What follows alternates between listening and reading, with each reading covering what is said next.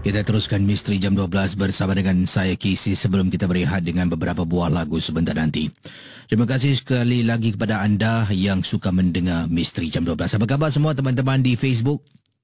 Mohon maaf untuk lebih kurang seminggu lebih yang lalu agak sibuk sangat kerana berpindah ke tempat baru, jadi banyak peralihan dijalankan dan penyesuaian mencari masa bukan mudah sebabnya ada juga beberapa benda-benda yang baru dan kalau pada waktu malam ni lazimnya para pihak teknisian melakukan kerja-kerja peningkatan pemasangan. Jadi sebab itulah MJ12 terpaksa kita on call ya. Jadi waktu pagi sampai mungkin petang tu kita beroperasi seperti biasa, tapi malam tu lazimnya untuk kerja-kerja peningkatan dilakukan di konti baru. Bersama dengan saya Casey, apa khabar semua pendengar dari Singapura? Mungkin ada yang sedang mendengar. Yang ini kiriman daripada Ijul, katanya sedang mendengar di Jurong West. Misteri Jam 12 Rocks. Terima kasih Ijul. Kita juga ada Baby Natrisha, katanya apa khabar Casey? Khabar baik, saya Baby Natrisha. Ini dari Shah Alam Malaysia. Apa khabar Baby? Nama Baby tengok wajah bukan Baby lagi ni Baby Ganyut. Tengok marah. Saya bergurau dalam Misteri Jam 12. Yang ini kita juga ada Irwan. Terima kasih Irwan. Brother Irwan kita sedang bertugas sekarang di pejabatnya juga di Shah Alam. Kita juga ada mana ni Abby. Abby sedang mendengar 12 di rumah dengan suami tercinta, iaitu rumah mereka dekat kawasan mana ni. Okey. Abby kata sedang mendengar MJ12 di Yunus.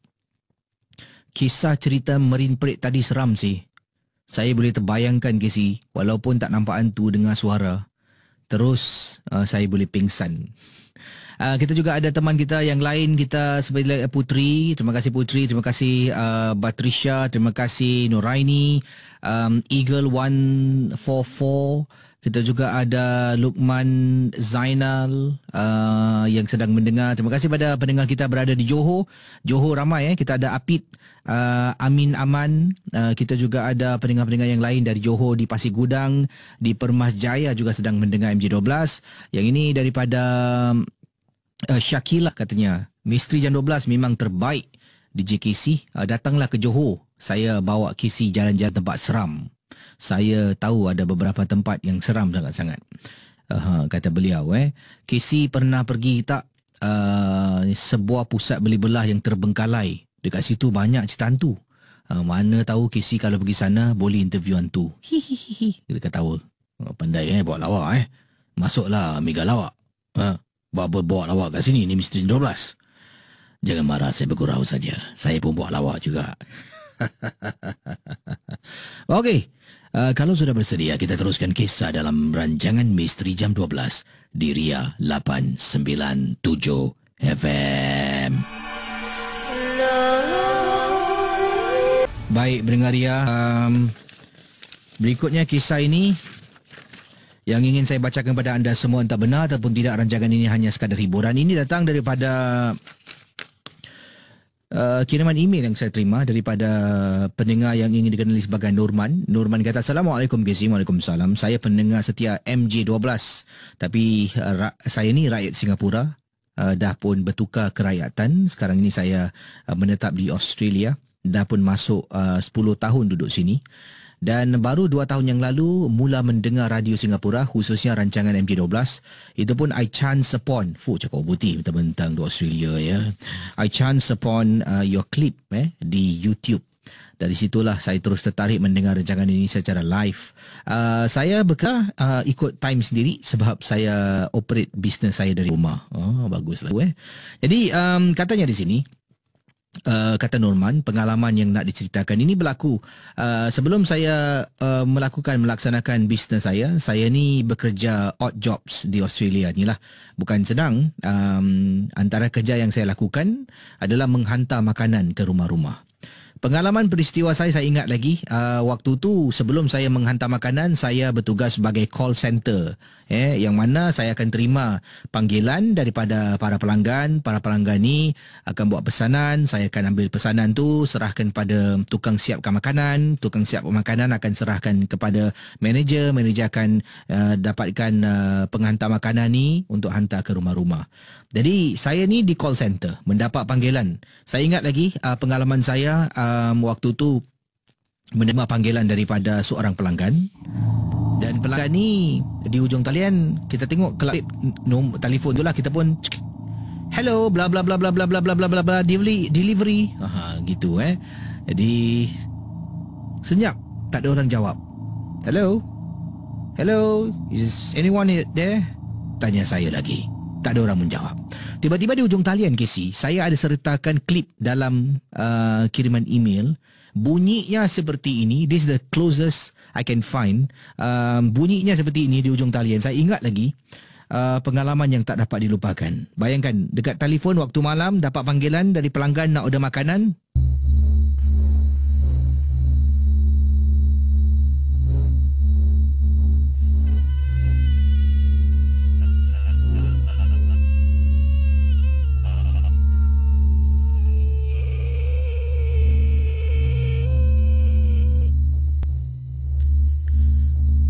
Kata Norman, di hujung talian, saya dengar bunyi macam ada sonar effect gitu, SONAR, sonar effect. Boom, boom, boom, bunyi, yes, seperti yang dikirimkan tadi. Dan kemudian antara bunyi sonar tu, kedengaran seperti ada orang mengerang di hujung talian. Bunyi sonar, kemudian bunyi macam orang mengerang. Pendengar Ria, katanya Norman, saya terganggu, saya pun letak panggilan tu. Letak.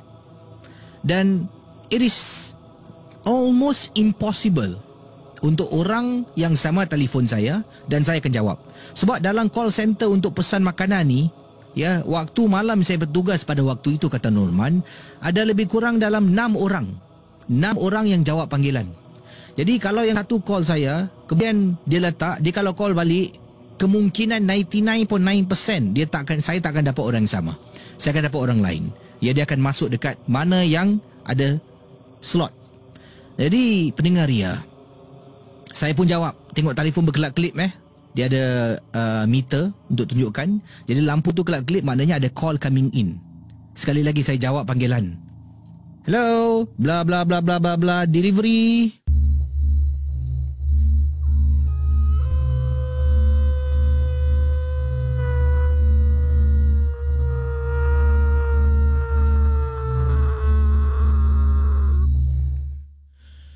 Bayangkan, saya sampai panggil kawan saya. Kawan saya datang. Pakai headset yang saya pakai.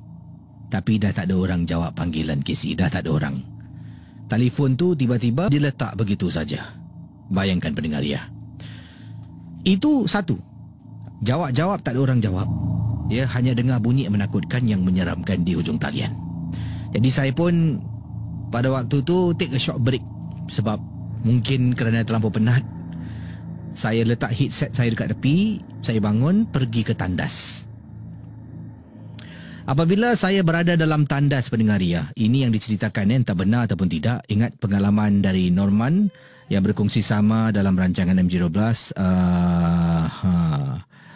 Okey, jap, biar saya cari mana sambungan. Okey. Jadi bayangkan, Norman menceritakan apabila dia berada dalam tandas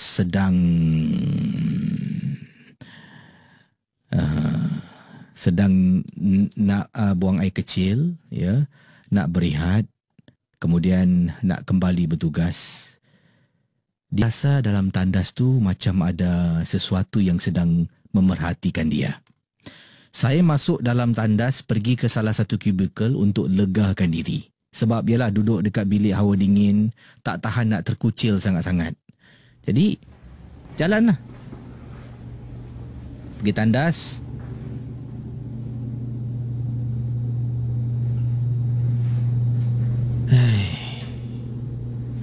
Casey dalam tandas Ni ada bayangkan dalam tandas?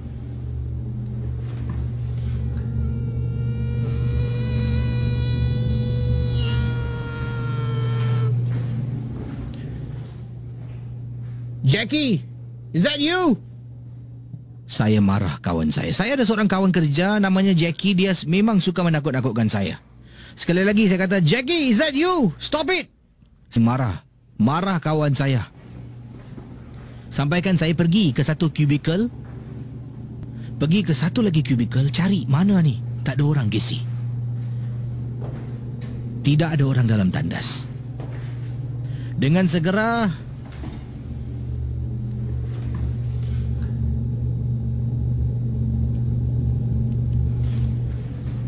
saya pun dengan segera pergi ke sinki air. Saya buka paip air. Kemudian saya cuci tangan, Casey. Cuci tangan saya.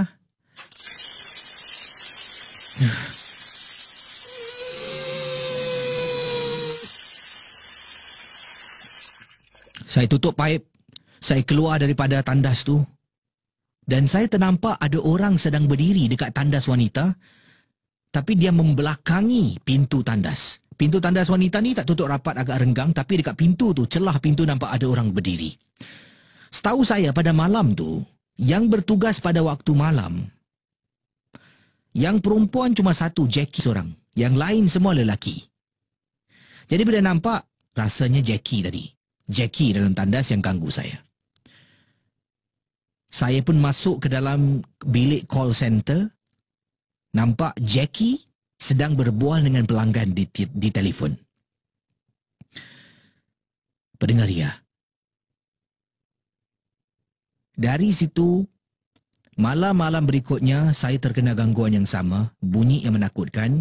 Sebab itulah daripada saya bekerja di call center, saya minta tukar. Mereka menempatkan saya untuk menjadi delivery boy. Saya tugas sebagai delivery boy untuk beberapa bulan sebelum saya tukar ke kerja yang lain. Terima kasih dan selamat tengah malam. Misteri Jam 12. Kisah-kisah yang anda dengar dalam rancangan nombor 1 radio Misteri Jam 12 hanyalah sekadar satu hiburan sahaja. Jangan mudah percaya.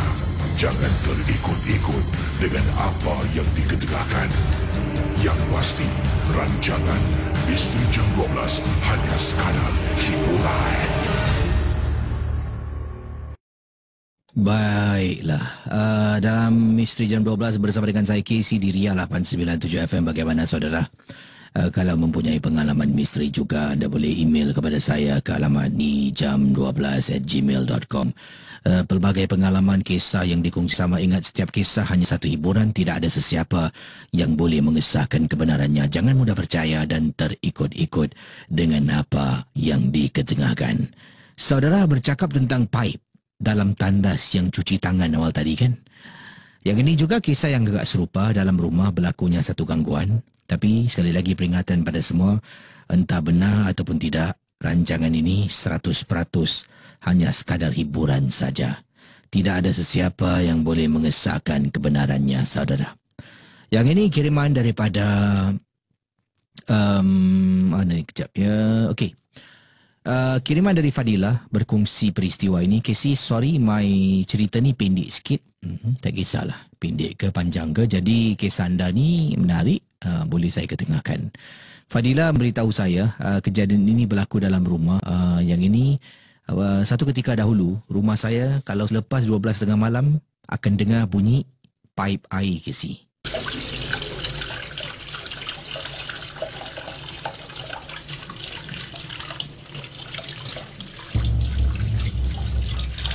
Nanti macam dekat dapur tu sibuk tu. Macam ada orang buka paip. Nanti dengar air mengalir. Dan saya akan bangun.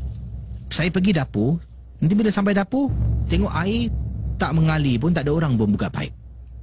Malah saya tengok suami sedang nyenyak tidur.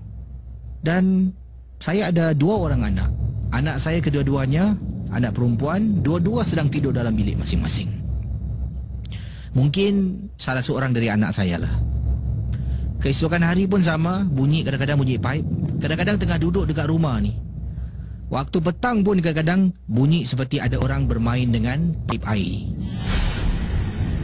Sampaikan pada satu hari ini, saya rasa macam terganggu sangatlah. Apabila sedang saya tidur, saya terbangun kerana terdengar bunyi pipe air sekali lagi, kuat bunyi. Saya bangun, saya pergi ke bilik anak saya. Saya tengok mereka dua-dua memang sedang nyenyak tidur. Saya pergi dapur, tengok dapur. Kali ini selalunya kalau pergi dapur, pipe dah dimatikan.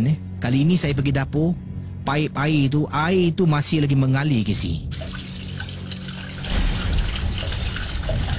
Astaghfirullahalazim, siapa pula ni tak tutup air, membazir lah. Saya pun matikan pipe.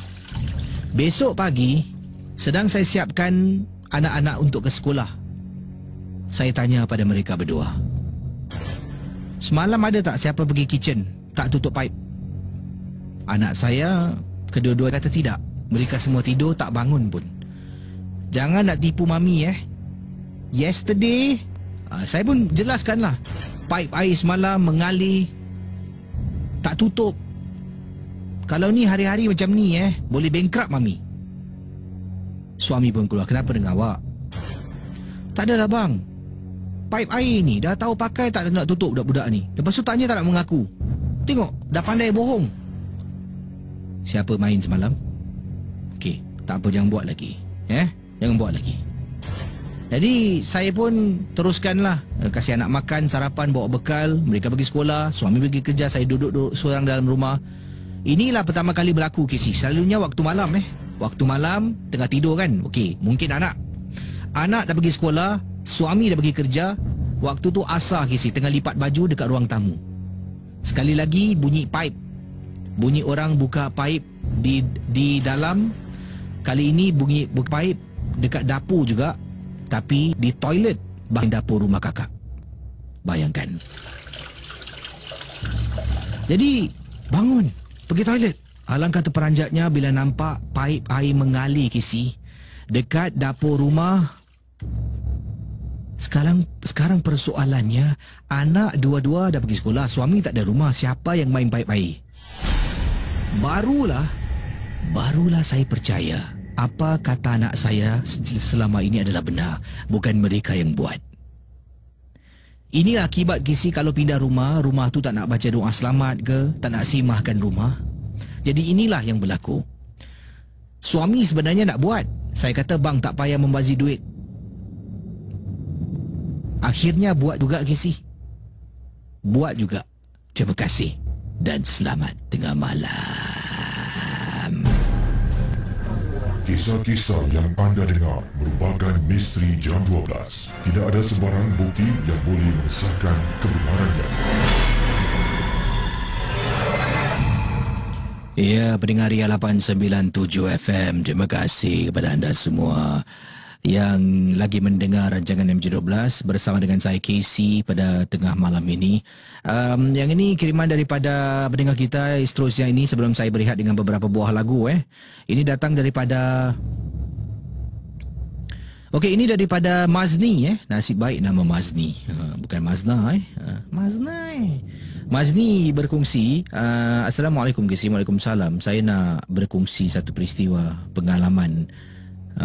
Katanya di sini saya pernah bertugas sebagai sales girl, door to door sales girl. Waktu tu baru habis peperiksaan O-level dan tengah gairah nak cari kerja untuk dapat duit lah, biasalah kan.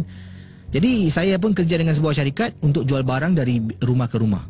Lebih banyak barang kita jual, lebih banyak komisen kita dapat. Gaji kita memang kecil, sikit.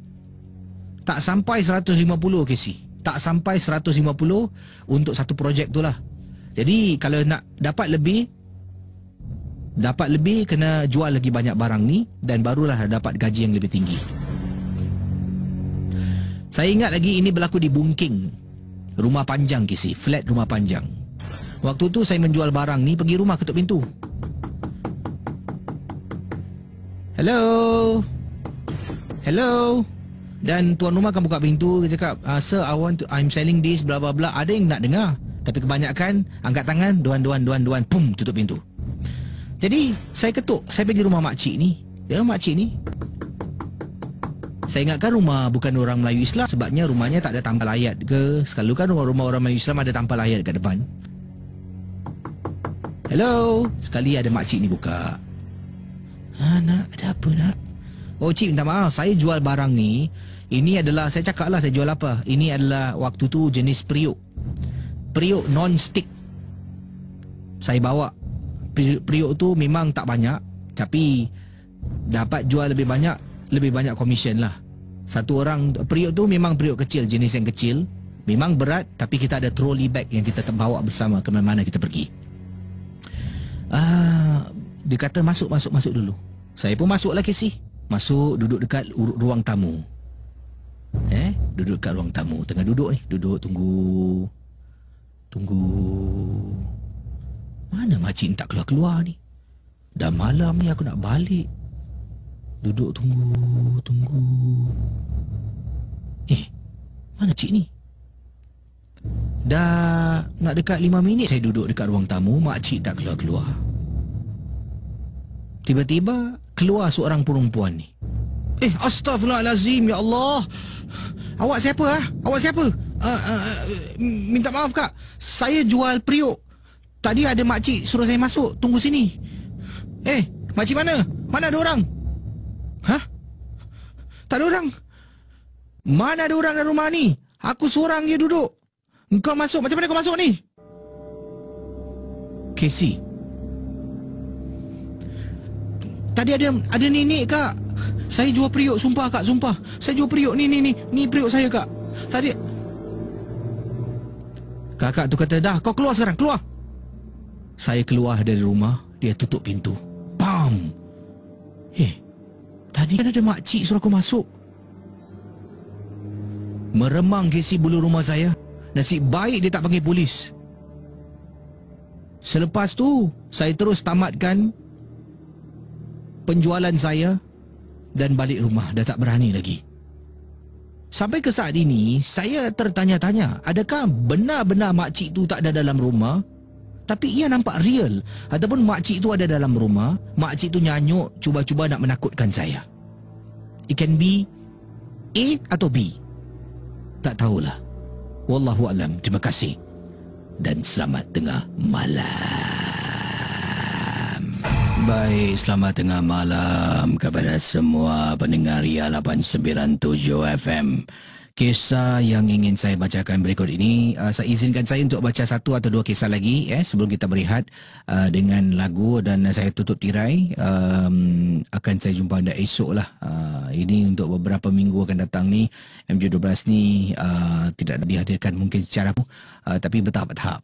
Harap terhibur dengan pengalaman-pengalaman tadi. Terima kasih juga pada mana ni, Yati, terima kasih pada Liza, terima kasih pada Amri, terima kasih juga kepada Shakuza Yomo Tasha. Wow, nama orang Jepun tapi muka Melayu. Nampak? Jepun masuk Melayu, saudara. Terima kasih juga kepada Rizwan Nul Hakim. Kita juga ada pendengar kita seperti Kak Eri Sabri, Eri Sabrina. Okey. Terima kasih pada Hayat, terima kasih pada Boy Iman, terima kasih juga kepada siapa lagi ni sedang mendengar MJ12 yang berada di Singapura, di Malaysia. Ada juga orang Brunei. Apa khabar Auda? Ini orang Brunei bernama Putri Natasha. Katanya suka mendengar rancangan Misteri Jam 12. Mendengar Radio Ria walaupun jauh memang seronok sangat-sangat. Terima kasih kepada Mediacorp, kata beliau, kerana setidak-tidaknya ada aplikasi untuk digunakan mendengar rancangan MJ12. Mungkin aplikasi dimaksudkan adalah Mi Radio. Okey, kalau sudah bersedia, saya nak bacakan kisah selanjutnya. Ingat, setiap kisah yang dikongsi sama dalam rancangan MJ12 hanya sekadar hiburan. Jangan percaya dan terikut-ikut dengan apa yang anda dengar. Misteri Jam 12. Kisah-kisah yang anda dengar dalam rancangan nombor 1 radio Misteri Jam 12 hanyalah sekadar satu hiburan sahaja. Jangan mudah percaya, jangan terikut-ikut dengan apa yang diketegakkan. Yang pasti, rancangan Misteri Jam 12 hanya sekadar hiburan.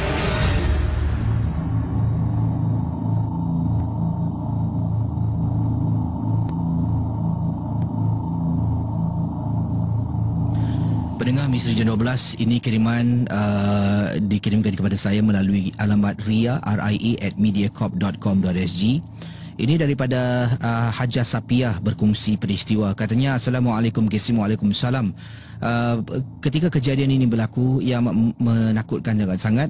KC tak tahu kenapa dalam rumah ni ada 4 orang yang tinggal. Cuma Puan Hajah Sapiah seorang yang kena ganggu. Nanti dalam rumah akan nampak kelibat ada kepala perempuan jenguk-jenguk. Tengah tidur dalam bilik, terbangun, nanti nampak dekat pintu bilik ni macam ada orang tu. Rambut panjang, mukanya hitam sangat-sangat, sedang jenguk. Nanti nampak wajahnya akan terpekik. Histeria dibuatnya. Kadang-kadang nanti tengah duduk dekat ruang tamu waktu malam, dia akan jenguk-jenguk daripada dapur. Ya, perasan macam ada rasa orang menjenguk. Dan ini telah pun membuat katanya Hajah Sapiah rasa lebih takut sangat-sangat. Pernah beritahu suami, tapi suami pun katakan, abang tak nampak lah, tak ada apa-apa lah. Ini semua fikiran, kata suami. Macam tu senang. Tapi akhirnya dah terlampau tak tahan sangat. Dia terperanjat, takut, menangis. Takut nak duduk rumah sendiri KC. Pada waktu malam, waktu pagi, waktu petang, jangan cakap. Memang takut nak duduk dalam rumah sendiri. Dan satu ketika tu kakak katanya Puan Hajah sedang solat. Waktu tu solat maghrib. Suami berada dekat ruang tamu, dah habis solat. Saya ni solat 10 minit lewat daripada suami. Sedang solat, duduk antara dua sujud. Sejadah, Puan Hajah kata, sejadah dibentangkan tepi katil. Ya, tepi katil. Bawah katil tu ada kolong lah. Katil tu bawah tak ada barang, lopong. Tengah duduk bawah katil tu. Walaupun ditutup dengan bahagian tepi tu, ditutup sedikit dengan cadar yang digunakan. Tiba-tiba nampak macam ada orang selak dan ternampak wajah dengan mata merah menyala. Katanya di sini dengan mata merah menyala dekat bawah katil. Bila tengah duduk antara dua sujud, rasa macam ada sesuatu tengok. Okey, tak apa. Bangun, solat lagi terus. Tahiyat akhir. Paling menakutkan tahiyat akhir. Sedang duduk tahiyat akhir, dah beri salam kiri, salam kanan. Salam kiri tu ternampak katil. Bahagian bawah katil ternampak KC muka hitam sangat, sedang memerhatikan. Daripada beri salam, terus terpekik sekuat-kuatnya kerana terperanjat. Ternampak wajah yang menakutkan itu. Suami baru masuk bilik. Saya dah menggigil ketakutan. Akhirnya baru suami beralah dan melakukan sesuatu. Kami tidak panggillah pakar mana-mana pun. Sekadar kami buat apa yang mampulah, membaca Al-Quran dalam rumah. Dan akhirnya katanya benda tu pun keluar daripada rumah. Kalau tidak, katanya kalau suami tidak bertindak untuk dapatkan bantuan pakar, untuk suami sendiri mungkin mengaji ke azan dalam rumah, makin lama makin teruk keadaan saya. Terima kasih dan selamat tengah malam. Ya, Misteri Jam 12 di Ria 897. Apa khabar semua? Satu lagi kisah sebelum saya undurkan ini, dan mungkin saya kalau sempat akan putarkan Encore MJ satu kisah mungkin. Yang ini datang daripada mana ni? Ini adalah berada kita. Okey. Katanya di sini kiriman daripada Zaidi berkongsi peristiwa. Kisahnya begini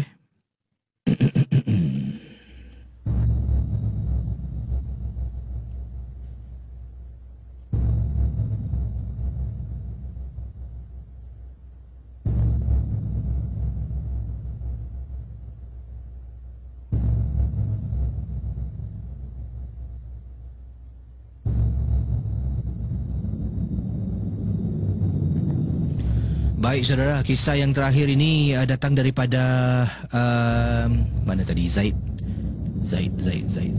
Okey. Zaid berkongsi peristiwa pengalaman yang diceritakan ini.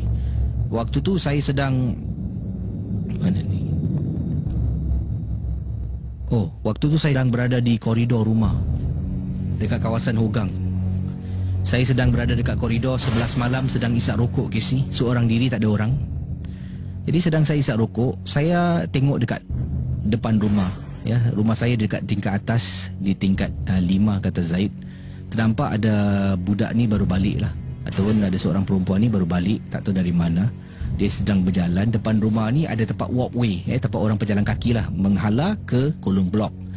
Yang hairan, di belakang budak perempuan ni ada orang jalan dengan dia lah, jalan sama-sama. Biasalah kalau kadang kita jalan ada orang kat belakang, kat depan, kat kiri, kat kanan. Tapi yang ini menakutkan sangat-sangat. Saya terperasan ada sesuatu ikut belakang budak ni, tetapi benda ni ataupun perempuan yang ikut belakang ni tunduk. Dia macam dalam orang jalan, Casey bayangkan orang tunduk dalam keadaan rukuk 90 degree, macam tu lah. Dekat belakang perempuan ni jalan. Dan 2 kali saya nampak budak perempuan ni yang sedang berjalan ni, dia berhenti, dia tengah main handphone ni, dia berhenti, dia pusing belakang, tengok kiri, tengok kanan. Kemudian jalan lagi, dia berhenti lagi, tengok kiri, tengok kanan, macam pelik. Mungkin agaknya dia ada perasaan yang dia ada sesuatu ikut dia ataupun terdengar suara, tak pasti. Jadi budak ni pun jalan sampai dekat kolong blok, dia pun masuk lift. Kemudian saya tengok, dia masuk salah satu lift. Sebab rumah saya ni depan koridor tepi lift lobby. Dia pun lift naik atas. Casey, saya tengah isap rokok ni, lalu dengan segera pergi dekat lift lobby, tengok lift mana yang pintu lift mana yang naik ke atas. Saya berdiri dekat depan pintu sebab lift tu ada cermin kaca tu, boleh tengok dalam lift kalau lift tu dalam perjalanan naik atas. Saya tingkat 5, berdiri tengok lift naik dari tingkat 1, tingkat 2, tingkat 3, tingkat 4. Nak dekat sampai tingkat 5. Tingkat 5, Casey. Lift tu lepas, budak perempuan tengah berdiri. Saya nampak walaupun hanya dalam beberapa saat, saya nampak budak perempuan tu tengah pegang handphone. Di belakangnya ada benda yang sama, Casey, tengah berdiri dekat belakang. Saya tengok lift naik tingkat 9, pintu terbuka. Tahu-tahu saya dengar bunyi, mungkin budak yang sama terpekik.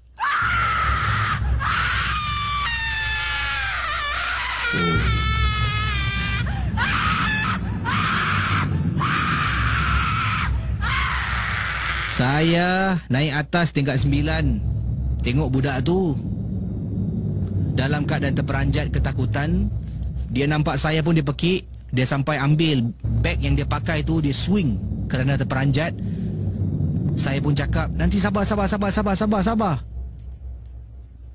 Akhirnya dapat tenangkan diri. Saya tanya kenapa. Katanya bila dia keluar lift, dia dengar orang panggil nama. Dia toleh belakang dekat dalam lift. Dia nampak ada benda yang paling menakutkan dalam hidupnya. Sebab itulah dia terpekik bila ternampak benda tu. Tak apa, abang hantar dia balik. Saya hantar dia depan rumah. Dia masuk dalam rumah, tutup pintu. Saya nak turun bawah ni, bulu rumah saya meremang. Turun sampai dekat bawah. Sebelum masuk rumah saya baca surah, barulah langkahkan kaki. Terima kasih dan selamat tengah malam. Wow, cerita awak ni buat saya meremang. Wah, terima kasih Zaid atas kiriman kisah Misteri Jam 12. Saudara, dengan ini setakat di sini saja MJ12 bersama dengan anda. Dan